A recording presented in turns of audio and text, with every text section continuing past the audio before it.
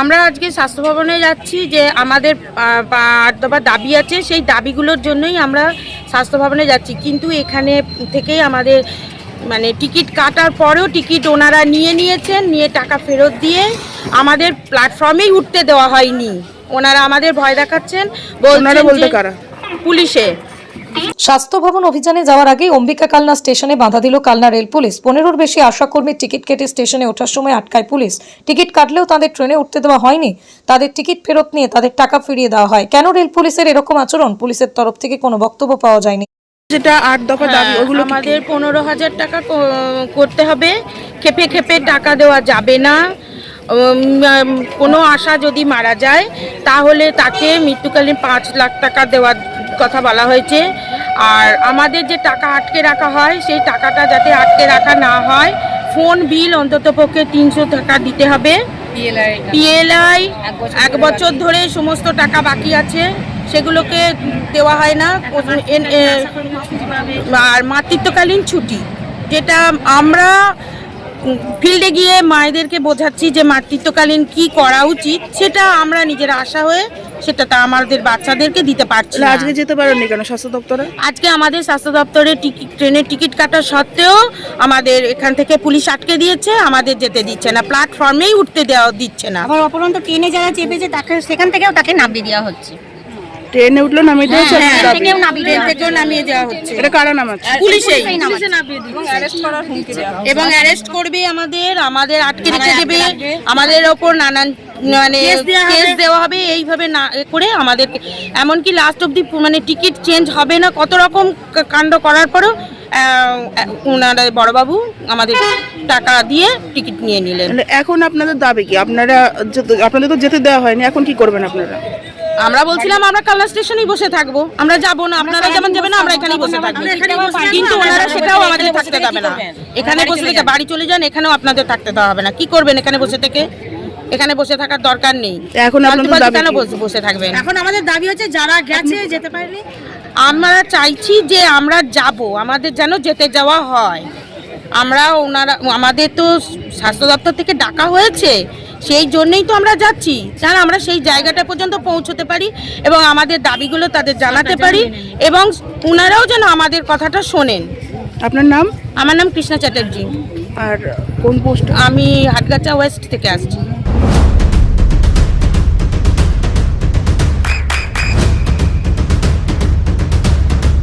বৃষ্টিতেই স্বস্তি। বৃষ্টি অ্যাকোয়া বিশুদ্ধ পানীয় জল।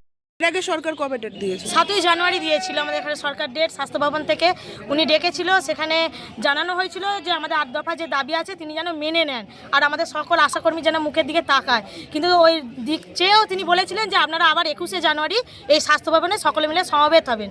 কিন্তু ডাকার পরেও যে আমরা এত আশাকর্মী ভোর থেকে উঠে নিজেদের বাচ্চাদের মুখ চেয়ে সব রকম রান্নাবান্না করে হয়তো কেউ করতেও পারিনি সেই স্বাস্থ্য ভবনে যোগ দেবো বলে, কিন্তু এইভাবে ডেকে নিয়ে এসে আমাদের এখানে এই প্ল্যাটফর্ম থেকে ফিরে যাওয়া কি আমাদের কি খুব ভালো লাগছে? আমাদের স্বাস্থ্য ভবন কি চাইছে যে আমরা শুধু হেনস্থার পর হেনস্থাই হব? কোন সরকারি পোস্টে কোন মানুষরা এতভাবে হেনস্থা হচ্ছে? আমরা তো চাইছি সরকারি স্বীকৃতিটা, যে আমাদেরকে সরকার থেকে স্বীকৃতি দিক, আমাদের মাইনেটা বাড়াক, দফায় দফায় টাকা যেন না দিক। ইনসেন্টিভের টাকা তো এত দফায় দফায় দেয়, মানে সেটা কিভাবে ব্যাংকের বই ঢোকে তার কোনো হিসাবই রাখা যায় না। আমরা সাধারণ মানুষ তার হিসাব তো কিছু করতেই পারি না। সবথেকে বড় কথা হচ্ছে আমরা যখন মাতৃকালীন আমি যখন নিজে মা হচ্ছি তখন আমরা কোনো ছুটি পাচ্ছি না, কি 45 দিন পর আমাকে কাজে জয়েন করতে হবে। কিন্তু যখন আমরা মাতৃকালীন একটা পরিষেবা যাচ্ছি তখন তাকে কি বলছি যে মা তুমি 45 দিন কেন 6 মাস তোমার বুকে দুধ একটা বাচ্চাকে খাওয়াও, তুমি সবসময় তার বাচ্চার সঙ্গে থাকো।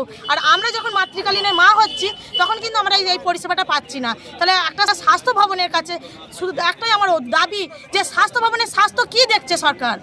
আমাদের কি স্বাস্থ্য বলে কিচ্ছু নেই? তাহলে আমরা ফিল্ডে কিভাবে একটা মাকে বোঝাবো? আমরা যদি 45 দিনের পর কাজে জয়েন করে যাই তাহলে আমাদের স্বাস্থ্যটা কি থাকবে? আমাদের বাচ্চারা কিভাবে 6 মাস বুকে দুধ পাবে?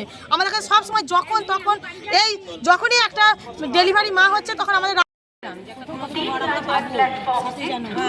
সেই আশায় আমরা যাচ্ছিলাম সুন্দর একটা পাবো আজকে আমরা। যে 7ই জানুয়ারি আমাদের ডেকেছিল, সেখানে আমরা স্বাস্থ্য ভবনে সবাই মিলে সমবেত হয়েছিলাম। ওখানে উনি কথা দিয়েছিল যে আজ 21শে জানুয়ারি ওখানে যেন আমরা সকলে যাই। কিন্তু এই 21শে জানুয়ারি যখন আমরা যাওয়ার জন্য প্রস্তুত, এই কালনা স্টেশনে আমরা এসেছি, তখন এখানকার পুলিশরা আমাদের এখানে ওপরেই উঠতে দিচ্ছে না, প্ল্যাটফর্মেই ঢুকতে দিচ্ছে না। খালি বলছে আপনারা যাবেন না, আপনাদের নামে কেস দেবো, আপনারা যাবেন না, থানায় আটকে দেবো, তো আপনারা যে যার বাড়ি চলে যান, রাস্তা ট্রেন থেকে নামিয়ে নেব, ফালতু যাবেন, এখান থেকে আপনারা বাড়ি চলে যান। তার সত্ত্বেও আমরা টিকিট কেটেছিলাম।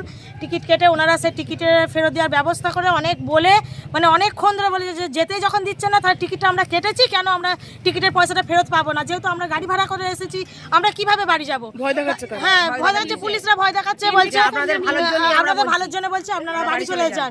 তো আমরাও সরকারের কাছে এই যে 8 দফা দাবি নিয়ে আজকে স্বাস্থ্য ভবনের কাছে যাচ্ছিলাম যে আমাদের 15,000 টাকা দিতে হবে প্রত্যেক মাসে। কারণ আজকালকার দিনের একটা মানুষ 5,250 টাকায় চলে না। কারণ হচ্ছে একটা ভিখারি পর্যন্ত তার একটা 10 টাকা থালার ভাত কিনতে গেলে সে ভাত আর ডাল ছাড়া কিচ্ছু পায় না। তাহলে আমরা আমাদের ছেলে, আমাদের স্বামী যে এই কাজে এসেছি কিসের জন্য? যে আমরা স্বামী বা আমাদের সন্তানকে হেল্প করার জন্য। তাই সেই হেল্পটা কি আমাদের 5,250 টাকা দিয়ে গণনা করেছে সরকার? তো আর কিচ্ছু নেই সরকারের।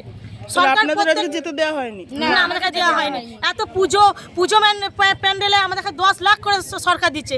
আর স্বাস্থ্য ভবনে যে এই আশাকর্মীরা যে লেবার, আর যখন স্বাস্থ্যকর্মী যখন ওপর মহল যখন বড় বড় মেডেল পাচ্ছে যে মাতৃমৃত্যু হার কমাচ্ছে, শিশু মৃত্যুর হার কমিয়ে দিচ্ছে, তখন কে পাচ্ছে? ব্লক পাচ্ছে, জেলা পাচ্ছে। কাদের জন্য পাচ্ছে? এই লেবার, এই আশাকর্মীদের জন্য পাচ্ছে। তাহলে এই আশাকর্মীদের জন্য কি একবার চিন্তা করতে পারছে না সরকার? আমাদের এখানে সবসময় বলা হয় কি ট্রেনিংয়ে রেখে যে দিদি আপনারা সিসি ক্যামেরার মতো কাজ করছেন। তাহলে আমরা যদি সিসি ক্যামেরার মতো কাজ করতে পারি দিদি, তাহলে আপনারা বলুন যে আমরা যদি সিসি ক্যামেরা হতে পারি, তাহলে সিসি ক্যামেরার দাম কত হতে পারে? একটা সিসি ক্যামেরা দিয়ে চোরকে ধরাতে পারে, তাহলে আমরা একটা সিসি ক্যামেরার মতো প্রত্যেকটা ফিল্ডে যাচ্ছি। কার জ্বর হয়েছে, কার সর্দি কাশি হয়েছে, কার টিবি হয়েছে, প্রত্যেকটা মানুষকে সময়।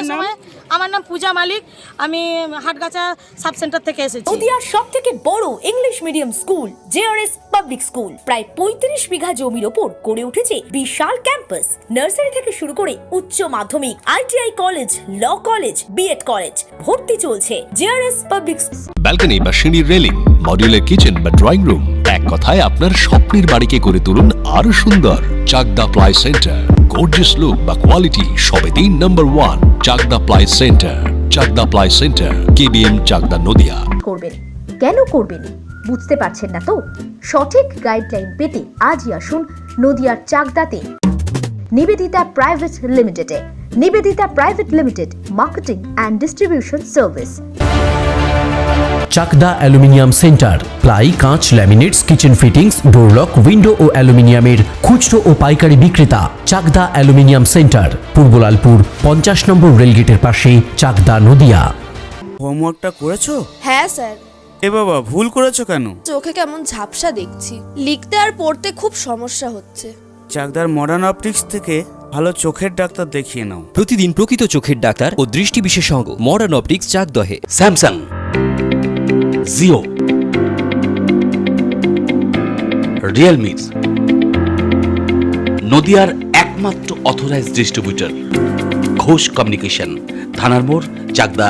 ভাবছেন 3 স্টার ক্যাটাগরিতে কাটাবে? রুম রে মাত্র 1500 টাকা থেকে স্টার, খাওয়া দাওয়া রিজনেবল প্রাইস। নদিয়ার একমাত্র 3 স্টার ক্যাটাগরি হোটেল এনবি সোনার বাংলা হোটেল, কল্যাণী এইমসের ঠিক উল্টো দিকে, কল্যাণী, নদিয়া। নদিয়া জেলার সবথেকে বড় বিল্ডার্স চাকদার মা মনসা বিল্ডার্স, রড ও সিমেন্টের পাইকারি ও খুচরো বিক্রেতা। মা মনসা বিল্ডার্স, পদ্মবিলা, চাকদা, নদিয়া। রড কেনাকাটায় থাকছে ডিসকাউন্ট অফার। মা মনসা বিল্ডার্স,